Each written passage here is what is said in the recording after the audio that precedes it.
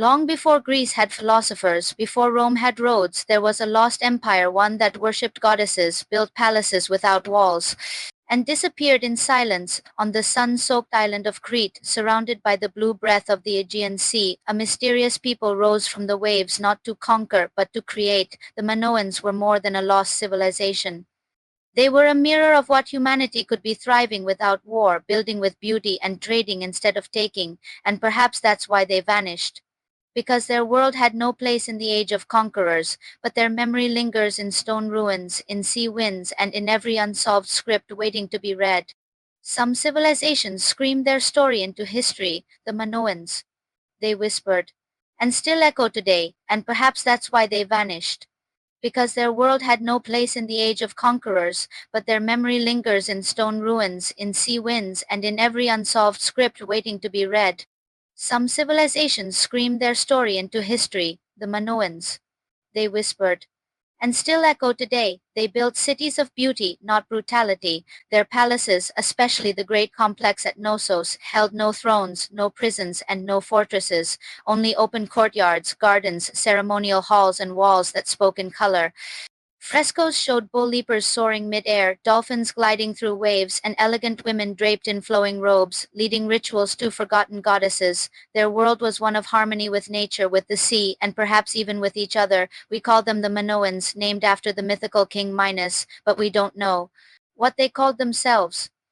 They wrote using linear a script still undeciphered, their true names, prayers, songs all locked in silence. Unlike other ancient civilizations, they built no walls to keep enemies out. Perhaps they believed no one would dare invade. Or perhaps they believed the sea was their strongest shield. They were traders, artists, engineers.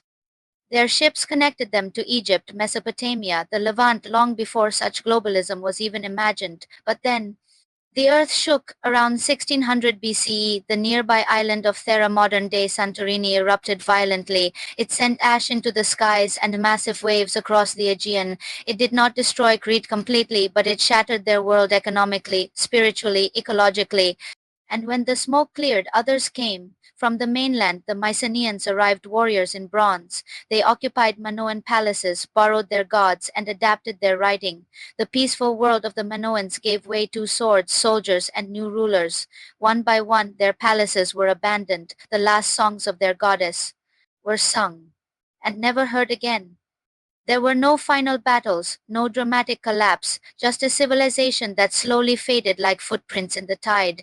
Even today, we don't fully understand where they came from or why they vanished so quietly. Their language remains unread, their secrets remain buried, but their legacy, it lives on in the myths of the labyrinth, the Minotaur, and in the silent ruins of Crete where time still whispers their name.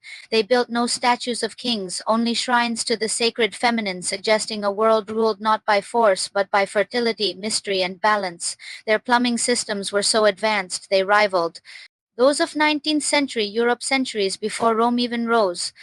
And yet, for all their advancement, they left no boastful monuments, just silence.